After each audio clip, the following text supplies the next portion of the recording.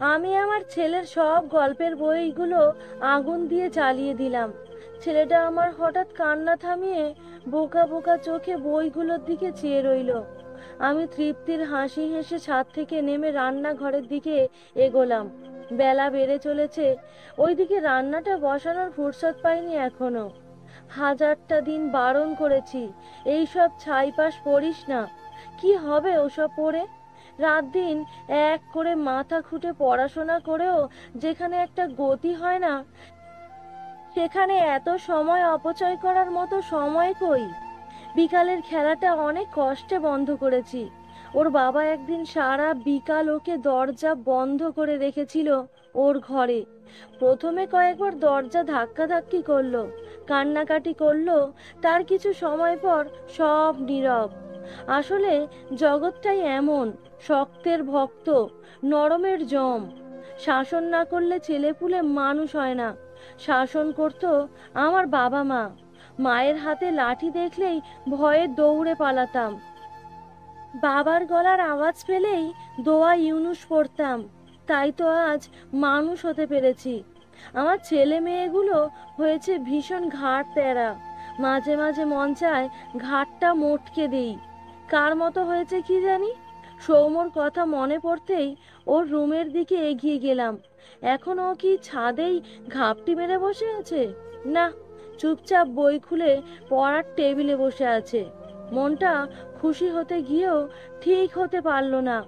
কিরে, গলার জোর নাই? কোনো আওয়াজ পাচ্ছি না কেন? ঘড়ি ধরে একটা না 2 ঘন্টা পড়বি, না হলে আজ ফিরুক তোর বাবা। বাহ, কথা শেষ হতে না হতেই বেশ সুর করে পড়া শুরু করেছে। আমার ছেলেটার মাথা ভালো, একটু যত্ন পেলেই ভালো করবে। তাই তো আমাকে একটু কঠিন হতে হয়। কে না চায় যে তার সন্তান বড় হোক? শাম্পিটাকে 3বার করে বলে এসেছি ফোনটা রাখতে, এখনো ওর হাসির আওয়াজ পাচ্ছি। কিরে, তোকে না 1000বার বলেছি ফোনে এত ফাও আলাপ করবি না। এইচএসসির রেজাল্টটা যদি ভালো না হয়, তাহলে তোর পেছনে খরচ করা প্রত্যেকটা পয়সার হিসেব দিতে হবে, এই বলে দিলাম।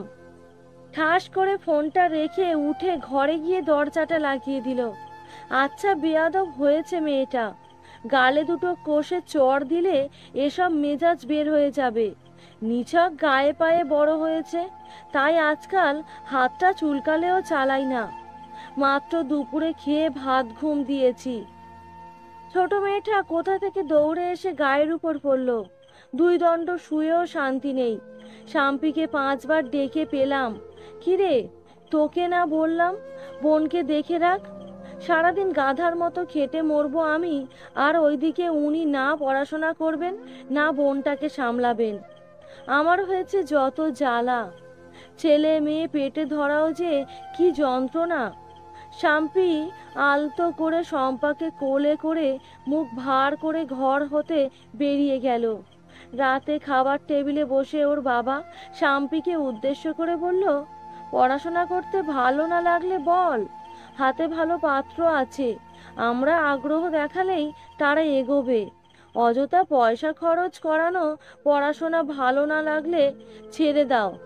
শাম্পি মাথা নিচু করে ডাল দিয়ে ভাত মেখেই খেয়ে যাচ্ছে। একটু পর পর গ্লাস হাতে করে এক এক ঢোক করে পানি খাচ্ছে। আমি যে এত এত চিল্লাই, কানে যায় না, উল্টা মেজাজ দেখায়। বাপে বললেই ঠান্ডা, এখন তো মাথাটাও তোলার সাহস হবে না। পারে শুধু আমার সাথে। ওর বাবা এবার সৌম্যর দিকে ফিরল। সৌম্য, আর যেন তোমার হাতের গল্পের বই না দেখি। যদি দেখি তো তোমার পড়াশোনাও বন্ধ। গ্রামে গিয়ে মামাতো ভাই বোনদের সাথে বনে বাদারে ঘুরে বেড়াবে। বাঁদর ছেলে কোথাকার। আমি মাছের মাথাটা ওদের বাপের প্লেটে তুলে দিলাম। সে আহা করে উঠল। সৌম্যকে দাও, সামনে পরীক্ষা, ওর এখন ভালো ভালো খাওয়া দরকার। আমি জানি সৌম্য মাছের মাথা খায় না, কিন্তু বাপের মুখের ওপর না করার সাহস হবে না তার। আমাদের খাওয়া শেষ হওয়ারও প্রায় 40 মিনিট পর ও খাবারটা শেষ করে উঠল। ছেলে আমার খুবই বাধ্য, মুখ দিয়ে টু শব্দটি করে না কখনো। পরদিন বিকালে পাশের বাড়ির রিপনের মা যখন বলল শম্পা নাকি তার ছেলেকে খামচি দিয়েছে, আমার মাথাটাই গরম হয়ে গেল। শম্পাকে কান টেনে ধরে নিয়ে এসে বললাম, কিরে, রিপনকে খামচি দিয়েছিস? সমানে মাথা নেড়ে না বলতে লাগলো। গালে দুটো কষে চড় দিয়ে বললাম, ভাবি, মেয়েটা আমার আস্ত বদ, কিছু মনে করবেন না ভাবি, আমি বোধহয় ঠিক মতো শাসন করতে পারছি না। রিপনের মা রিপনের হাতটা ধরে বলল, হ ভাবি, ছেলে মেয়ের দিকে একটু খেয়াল রাখবেন, সন্তান মানুষ করা চারটিখানি কথা না, বলে নির্লিপ্ত মুখে বিদায় নিল। আমার ভীষণ হতাশ লাগতে শুরু করলো। আমি বারান্দায় দাঁড়িয়ে কাঁদতে লাগলাম। একটা ছেলে মেয়েকেও মানুষ করতে পারছি না, পেটের সন্তান চাইলেও ফেলতে পারি না, আবার সইতেও পারি না। সন্ধ্যায় ওদের বাবা বাসায় ফিরে আমার মুখ ভার থেকে দু চারবার জানতে চাইলো কি হয়েছে। আমার উত্তর করবার ইচ্ছা হলো না। হঠাৎ সাম্মি রুমে ঢুকে কোনো ভনিতা না করেই বলল, বাবা, আমার জন্য ছেলে দেখো, আমি আর লেখাপড়া করব না। আমি অবিশ্বাসের চোখে তাকালাম।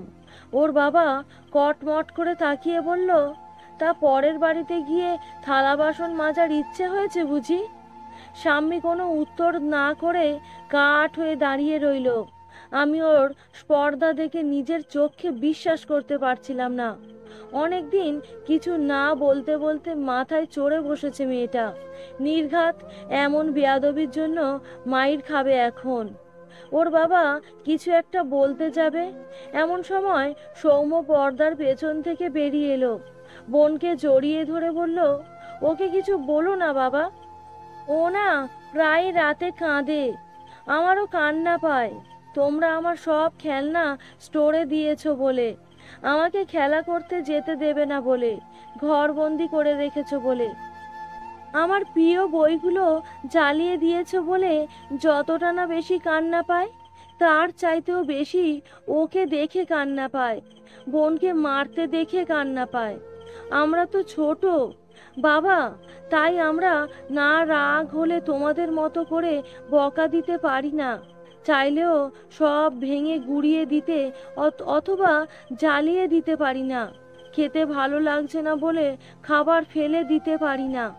আমাদের তো টাকা নেই বাবা, তাই তো আমাদের পেছনে তোমাদের খরচ হওয়া পয়সাও ফিরিয়ে দিতে পারি না। সাম্মি ভাইকে জড়িয়ে ধরে বলে, চুপ কর ভাই। সৌম্য বলে, আমি পড়াশোনা করব আপু, যেদিন আমিও মা বাবার মতো বড় হব দেখবি, সেদিন আর আমি কাউকে আমাদেরকে বকা দিতে দেব না, মায়ের দিতে দেব না, কাউকে কষ্ট দিতে দেব না। তুই দেখে নিস, তোকে অনেক টাকা দেব, যেন তোর পড়াশোনা বন্ধ করে কাউকে বিয়ে করে চলে যেতে না হয়। সত্যি বলছি রে আপু, এই দেখ তোর গা ছুঁয়ে বলছি। জানিস, বনি বলেছে কারো গা ছুঁয়ে কথা দিলে সেটা না রাখলে নাকি সে মারা যায়। তুই বল, আমি কি চাই যে তোর কিছু হোক? সাম্মি ভাইকে বুকে জড়িয়ে ধরে চোখের জল ফেলে। ওর বাবা চোয়াল শক্ত করে ফ্লোরে পায়ের বুড়ো আঙুল দিয়ে আঁকিবুকি করে। আমার বুকের ভেতর রাগ, ক্ষোভ, ভয় মিশ্রিত এক অদ্ভুত কষ্টের অনুভূতি হয়।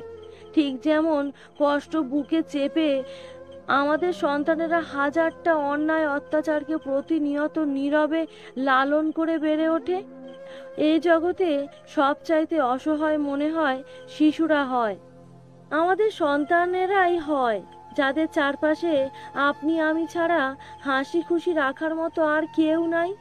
এটা বুঝেও স্বীকার করবার মতো সৎ সাহস আমাদের কজনেরই বা হয়?